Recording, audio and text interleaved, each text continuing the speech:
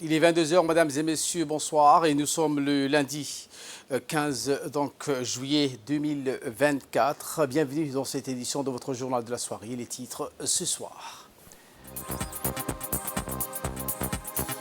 Fin de formation et remise de certificats aux participants du programme Frontier Tech Leaders qui a eu lieu au Centre de leadership et de l'entrepreneuriat, plus connu sous le sigle de CLÉ. Et c'est sans surprise que l'Espagne a accroché une nouvelle étoile à son palmarès en Euro. C'était hier soir à Berlin.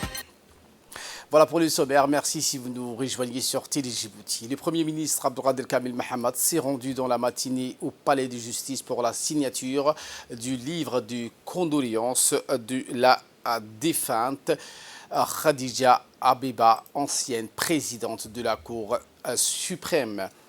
Plusieurs responsables de la justice, dont la présidente de la cour d'appel, Nim'a Ali Warsama, procureur de la République, Hassan Mohamed Hassan, substitut procureur général Ibrahim Ouaïs et Yasser Wabali Assoui, substitut procureur, ont également signé ce registre de condoléances. Madame Abeba était une figure emblématique de notre instance judiciaire, une personne dont le dévouement et l'intégrité ont marqué tous ceux qui ont donc eu le privilège de la connaître et de travailler avec elle tout au long de sa carrière. Elle a occupé plusieurs hautes responsabilités incarnant les valeurs de justice et de probité avec une constance exceptionnelle. Que le Tout-Puissant l'accueille dans son paradis éternel. Inna lillahi wa inna ilayhi raji'un. Je vous le disais en titre, le Centre de leadership et de l'entrepreneuriat CLÉ a abrité une cérémonie de remise de certificats aux participants du programme Frontier Tech Leaders organisé par le ministère de l'économie et des finances en collaboration avec le ministère délégué chargé de l'économie numérique et de l'innovation. Appuyé par le programme des Nations Unies pour le développement, le PNUD, cette deuxième cohorte de data scientists a présenté des projets innovants conçus pour améliorer le quotidien de nos concitoyens grâce à des applications facilitatrices. Ces projets, fruits d'un travail acharné et d'une expertise grandissante en sciences des données, ont suscité un grand intérêt et une admiration unanime. Présidé conjointement par le ministre de l'économie et des finances chargé de l'industrie, Ilyas Moussa Dawalé, et de Mme Mariam Hamadou Ali, ministre déléguée chargée de l'économie numérique. Cette cérémonie a également vu la participation de Mme Emma Hanno, représentant du PNUD à Djibouti. Le numérique représente aujourd'hui donc une force motrice incontournable pour le développement économique et social. En tant que levier d'innovation, il permet de créer donc des nouvelles opportunités d'emploi. Et de contribuer à la transformation numérique de mon pays. Je suis particulièrement passionnée par le machine learning pour sa capacité à améliorer les performances des entreprises, des services et des organisations. Bien sûr, le parcours n'a pas été sans défi, mais chaque obstacle surmonté a renforcé notre résilience et notre passion pour ce domaine. Ces parcours nous a dotés des techniques et des outils pour lancer des startups, devenir des leaders et exceller dans nos carrières. Avec les connaissances et les compétences acquises, je me sens prête à entreprendre de nouveaux projets ambitieux et à collaborer avec les organisations locales et internationales pour développer des solutions innovantes. La ministre déléguée chargée de l'économie numérique et de l'innovation, Mme Mariam Hamadou, a indiqué que cette initiative témoigne de l'engagement ferme du gouvernement et de ses partenaires internationaux à favoriser l'émergence d'une nouvelle technologie des leaders djiboutiens. Voici les propos. Un monde de plus en plus numérique et interconnecté, il est impératif que nous investissions dans le développement des compétences numériques à tous les niveaux de la société. C'est la clé pour garantir que personne ne soit laissé pour compte dans cette ère de transformation numérique. Je me réjouis d'observer un engouement certain de notre jeunesse pour le digital skills, la programmation algorithmique, les mathématiques et l'usage de l'intelligence artificielle sont de plus en plus des outils incontournables du quotidien et devront être maîtrisés par les jeunes générations afin de prendre part pleinement au marché de l'économie numérique. En ce sens, ce programme symbolise non seulement un engagement envers l'avenir, mais aussi notre détermination à préparer notre population aux défis du XXIe siècle. Mon département a depuis 2 ans déployé une stratégie de renforcement des compétences numériques dans les différentes couches de la population. Cette stratégie a pour objectif d'impulser une dynamique en faveur de la transformation numérique de l'administration. Dans cette optique, plusieurs programmes de formation à travers SADA Djibouti, en collaboration avec Smart Africa, ont permis de cibler plus de 500 agents de l'État, jeunes et des salariés du secteur privé. La formation des jeunes reste une priorité de notre feuille de route avec la DCO, la Digital Cooperation Organization. Nous avons déployé un nouveau programme de Digital Skills qui cible les entrepreneurs, les freelancers dans le domaine à fort potentiel dans le machine learning, l'intelligence artificielle et le marketing digital. Plus de 300 candidats ont été retenus pour suivre dans les prochains mois des formations certifiées. Nous avons également sélectionné une cinquantaine d'agents de l'État pour un programme dans les spécialités du cloud en collaboration avec l'Université d'Oracle.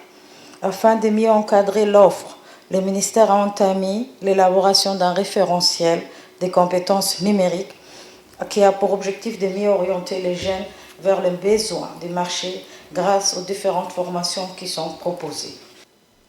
Et pour sa part, le ministre de l'économie et des finances chargé de l'industrie, M. Elias Moussa Daoualé, a précisé dans son intervention que le numérique représente aujourd'hui une force motrice incontournable pour le développement économique et social. Écoutons les propos du ministre.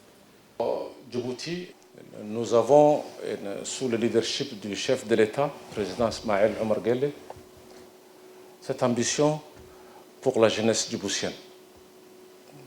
Ces mandats était et reste le mandat de la jeunesse, comme vous le savez.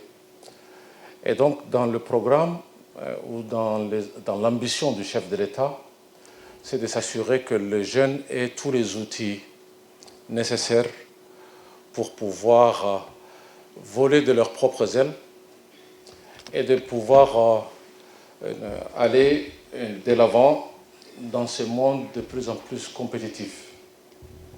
Au jour d'aujourd'hui, avec l'accès à la technologie, à la haute technologie, la compétition, elle n'est pas au niveau national. Elle n'est pas non plus régionale, elle est internationale. Pour certains d'entre vous qui évoluez dans le domaine du business, et en particulier du e-commerce, vos compétiteurs, chers jeunes, ce ne sont pas les compétiteurs qui se trouvent à Djibouti, c'est un compétiteur qui se trouve en Chine, au Canada, au Brésil ou n'importe quelle autre place du monde. Et donc, plus nous nous assurons d'offrir une expertise au niveau de nos jeunes Djiboutiens, et plus ils sauront également jouer et prendre leur part dans ce monde de plus en plus globalisé, même si cette globalisation semble être remise en cause ces dernières années. Mais pour nous, c'est dans un contexte de connectivité mondiale et régionale que Djibouti peut seulement évoluer. Durant ces dernières années, le président a également pris la bonne décision à créer un ministère en charge justement du développement de tout ce qui est de l'économie numérique, du digital en fait, mais également de l'innovation. Beaucoup d'investissements ont été réalisés. Tous ces investissements faits, et c'est encore plus vrai, de tous ces investissements en termes d'infrastructures à Djibouti, ne serviront strictement à rien du tout s'il n'y a pas les jeunes filles, les femmes, les jeunes garçons et les hommes pour faire usage, mais surtout de cette matière grise nécessaire pour tirer profit de tous ces investissements que nous sommes en train de réaliser dans tous les domaines. En bref et en images, où le ministre des Affaires étrangères et de la coopération internationale, Mahmoud Ali Youssouf, a pris part ce matin par vidéoconférence à la 1222e réunion ministérielle virtuelle du Conseil de paix et de sécurité de l'Union africaine. La réunion a été convoquée par le président de la République d'Angola, qui est le président du Conseil de paix et de sécurité pour le mois de juillet. Et cette vidéoconférence était relative au rôle de la médiation et de la réconciliation dans le règlement du conflit dans les régions Est et de la République démocratique du Congo. C'est ce qu'a précisé donc dans une interview le chef de la diplomatie djiboutienne, porte-parole du gouvernement, Mahmoud Ali Youssouf. Je vais commencer mon propos en saluant les efforts de son Excellence M. João Lourenço, président de la République d'Angola, champion de l'Afrique pour la résolution des conflits et la restauration de la paix et de la stabilité sur le continent. C'est une mission complexe et à ce titre, je tiens à lui rendre un vibrant hommage. Je félicite notre président du mois, notre collègue Tete Antonio, pour avoir pris l'initiative de cette réunion du CPS sur la situation qui prévaut dans l'Est de la RDC. Depuis la tenue de la réunion du CPS de mars dernier, il est évident que l'insécurité et la situation humanitaire ne se sont pas améliorées, mais plutôt détériorées, à en croire les rapports que nous avons écoutés attentivement, aussi bien dans le cadre du processus de Luanda ou celui de Nairobi. Près de 2 millions de Congolais vivent dans la peur, le déplacement et l'insécurité alimentaire et environ 8 millions sont affectés. Il est primordial de créer les conditions du désarmement et du cantonnement de tous les mouvements et autres groupes armés qui sévissent dans l'Est de la République démocratique du Congo, à commencer par le M23. Le règlement pacifique de cette crise qui a trop duré à l'Est de la RDC nécessite un engagement de toutes les instances régionales et continentales, et à leur tête le Conseil de paix et de sécurité. Certes, une meilleure coordination avec les acteurs internationaux ne sera pas de trop, afin d'éviter un éparpillement des efforts. La MONUSCO, le SAMI DRC ou toute autre mission devront travailler à travers une même plateforme. Sur le plan politique, le CPS doit poursuivre ses efforts de rapprochement entre le Rwanda et la République démocratique du Congo à travers les sommets quadripartites. L'actualité de ce 22h, c'est aussi ce jour de travail officiel du ministre de la Santé, Dr Ahmed Roblé Abdilé, en région sud du province Alpes-Côte d'Azur, et s'est déroulé du 10 au 12 juillet 2024. C'est dans le cadre de la coopération qui lie le CHU à la région sud. Le ministre était accompagné par le coordinateur de cette coopération, M. Mahmoud Roblé Dabar, et le directeur général du CHU de Djibouti, Dr Omar Mahmoud Ismail, rappelant que la coopération CHU et la région sud s'articulent essentiellement autour de 4 axes mobilisant des acteurs des régions sud et leurs partenaires à Djibouti, dont l'environnement, l'eau, la santé, l'agriculture, le développement économique et portuaire, la culture, la jeunesse, l'enseignement supérieur, la recherche, la formation et enfin la décentralisation. Et voilà qui nous ramène de parler de cette cérémonie de commémoration, donc des tentatives du coup d'État manqué du 15 juillet. C'était donc à l'ambassade de la Turquie à Djibouti, cérémonie qui a réuni d'éminents responsables gouvernementaux et diplomatiques djiboutiens comme turcs.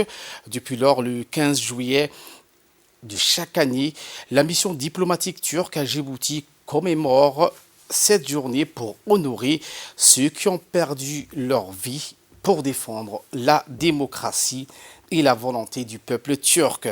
Cette cérémonie rappelle également l'importance de la démocratie, l'unité nationale et la résilience face à l'adversité. Elle a été caractérisée dans une atmosphère de célébration et de cohésion avec donc la projection des scènes et des photos documentant ces moments de l'échec de tentative du coup d'État en République de Turquie.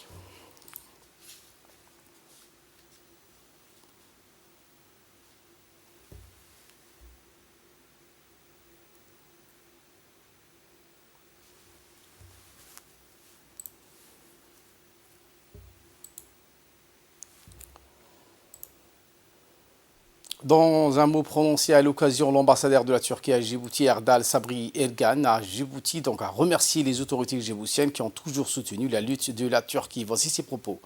Aujourd'hui, nous sommes réunis ici pour commémorer nos martyrs et pour célébrer le 15 juillet, journée de la démocratie et de l'unité nationale, à l'occasion du 8e anniversaire de l'échec de la tentative du coup d'État du 15 juillet. En effet, le 15 juillet 2016 était une occasion où le peuple de Turquie a soutenu son président Erdogan et sa démocratie. À cette occasion, nous tenons à remercier les autorités djiboutiennes qui ont toujours soutenu la lutte de la Turquie contre le terrorisme. Conformément aux liens historiques et aux relations fraternelles entre nos pays, le gouvernement de Djibouti n'a jamais autorisé la présence de cette organisation terroriste FETÖ à Djibouti. Avec votre permission, je voudrais brièvement rafraîchir notre mémoire sur le mal que cette organisation terroriste appelée FETÖ a fait à notre pays il y a 8 ans aujourd'hui. Au 15 juillet 2016, un groupe de personnes au sein de forces armées sous le déguisement du soldat associé à l'organisation terroriste FETÖ a tué 251 civils innocents et en a blessé beaucoup d'autres. Notre grand format de ce soir vous fait découvrir le joyau de la Benjamin des régions. Il s'agit bien évidemment de la région d'Arta. Les détails dans cette séquence.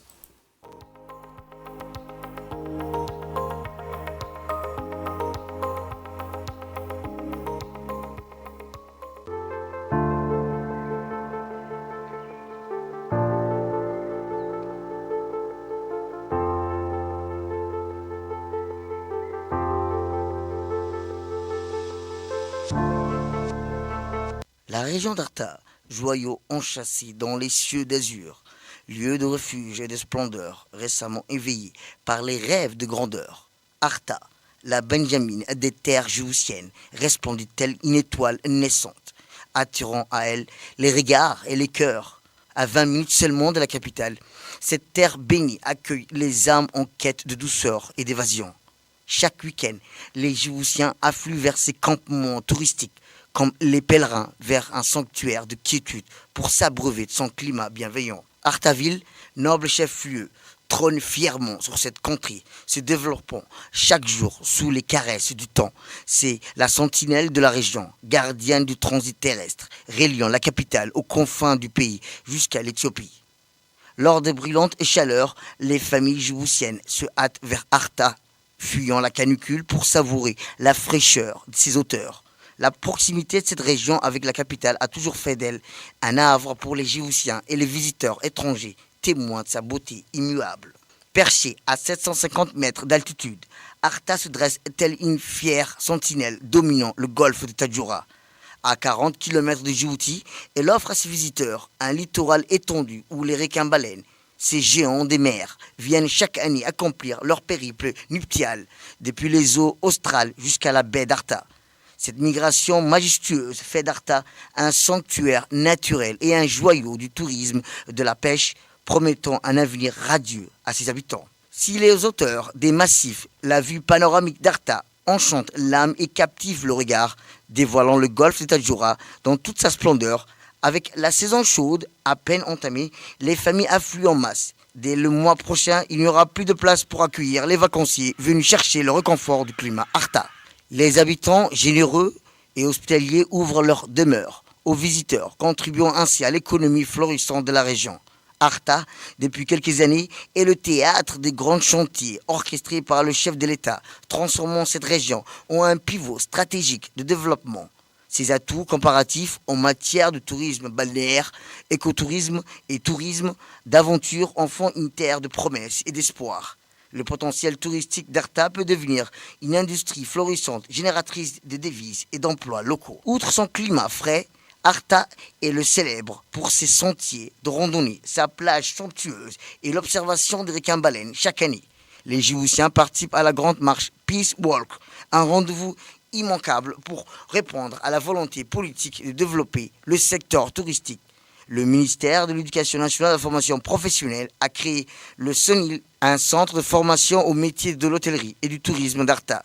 Inauguré en janvier 2018, ce centre forme les jeunes Djiboutiens au métier de l'hôtellerie, une formation rigoureuse et exigeante. Le SONIL Center, perché sur les hauteurs d'Arta, offre un vue imprenable sur la baie marine et les montagnes environnantes. Un cadre idyllique pour l'épanouissement des jeunes talents. Ce centre est la pépinière d'étudiants qui porteront l'ambitieuse politique de développement touristique du pays. Arta, destiné à devenir un rôle et un pôle de développement incontournable, se prépare à accueillir des grands projets innovants pour la plus aspirant à se hisser sur l'échiquier régional et international comme un hub économique incontournable.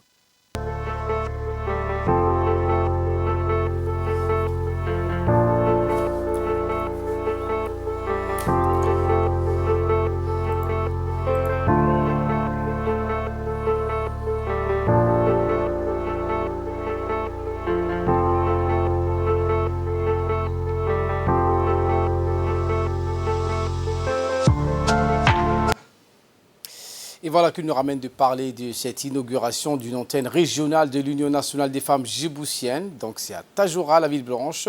En effet, ce 14 juillet, la ville de Tadjoura a marqué une avancée significative dans sa lutte contre les violences basées sur le genre avec l'inauguration de cette antenne régionale de l'Union nationale des femmes, l'UNFD, et ce pour la prise en charge des victimes en partenariat avec le projet USAID. Événement qui s'inscrit dans une initiative plus vaste visant à décentraliser les services de soutien dans les 5 régions de l'intérieur du pays, témoignant également de l'engagement fort envers la protection et le soutien des victimes des violences basées sur le genre. En premier lieu, cette délégation a été reçue par le préfet de la région. Les femmes de la région de Tadjoura ont longtemps été obligées de se rendre à la capitale pour recevoir de l'aide, bénéficieront désormais avec l'ouverture de cette antenne des services de soutien psychologique, médical, juridique et social de proximité. La réopérationnalisation de cette antenne régionale vise également à pallier le manque de mécanismes locaux de prise en charge, facilitant ainsi l'accès à l'aide nécessaire et améliorer la fiabilité des diagnostics, notamment pour les violences basées au genre. Cette cérémonie à l'antenne régionale de la Ville Blanche a réuni des personnalités dont la secrétaire générale du ministère de la Femme et de la Famille, Mme Anissa Hassan, de la secrétaire générale de l'UNFD, M. Dahir Merane, chef adjoint du projet USAID. La présence de ces personnalités souligne donc l'importance de cet événement pour le gouvernement, mais notamment pour l'UNFD, qui lutte sans cesse contre les violences basées au genre. En effet, pour célébrer l'ouverture de la cellule d'écoute, dédiée bien sûr à l'écoute, à soutenir les femmes aujourd'hui.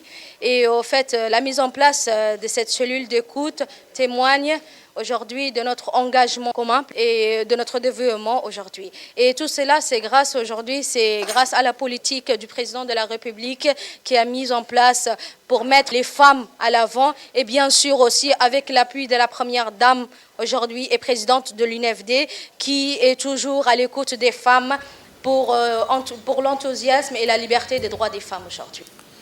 Notre reporter de la Ville Blanche donc a recueilli les propos des participants. Voici. Un grand honneur et un immense plaisir pour moi et mon équipe de vous revoir aujourd'hui et d'avoir choisi Tadjoura, la Ville Blanche, pour procéder au lancement officiel des extensions de la cellule d'écoute, d'information et d'orientation des victimes de violences basées sur le genre et ce, dans les 5 régions de l'intérieur.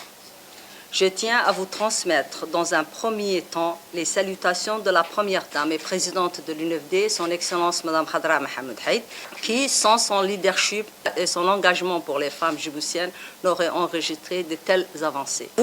Comme vous le savez, la violence basée sur le genre est une réalité dans la société djiboutienne, malgré les efforts conjugués du gouvernement de l'UNFD avec la société civile. Ces pratiques barbares d'un autre âge constituent une atteinte et violation aux droits humains, sévèrement réprimandées par la justice nationale. Vous n'êtes pas sans savoir que depuis sa création à l'aube de notre indépendance, l'UNFD a toujours incarné le combat pour l'émancipation, l'épanouissement, l'autonomisation et la protection des Djiboutiennes. La création de la cellule d'écoute, d'information et d'orientation des survivantes VBG en 2007, avec pour principale mission de protéger la dignité et l'intégralité des femmes et des filles, a permis d'assurer une prise en charge et un accompagnement de toutes les victimes de cas de violence. Bien que les services de cette dernière ne fussent opérationnels dans la région de l'intérieur, l'UNFD s'efforçait de compenser ce vide par des activités de sensibilisation et d'information des populations à travers le relais et ses comités de gestion communautaires. Notre mission consiste à offrir un service de proximité pour que chaque victime puisse bénéficier d'une assistance et d'une prise en charge adéquate, conformément à la vision de la politique de décentralisation du président de la République, son Excellence M. Ismaïl Omar Guelleh. Mesdames et messieurs, je ne manquerai pas de souligner que sans le précieux appui de l'USAID, ce noble objectif de ne laisser personne de côté n'aurait atteint aujourd'hui. Aussi, grâce à leur concours, nous avons pu équiper les cellules d'accueil de chacune des 5 régions, recruter des agents qualifiés et compétents qui ont suivi dans la cellule mère de l'UNFD des formations théoriques et pratiques sur les compétences en gestion des cas de survivantes de violences. Cette initiative, qui s'inscrit dans le cadre de la stratégie nationale de lutte contre les violences basées sur le genre, renforcera le mécanisme multisectoriel mis en place depuis une dizaine d'années en garantissant une prise en charge des survivants sur tous les territoires nationaux. En nouvelle du monde cette fois, invaincu tout au long de la compétition de l'Euro, c'est sans surprise que l'Espagne a accroché une nouvelle étoile à son palmarès. Après les sacres de 64, 2008 et 2012, devenant ainsi la nation la plus titrée de l'histoire de cette compétition. Voilà pour l'essentiel de ce 22h. Merci à vous de nous avoir suivis et très bonne suite des programmes sur Télé Djibouti.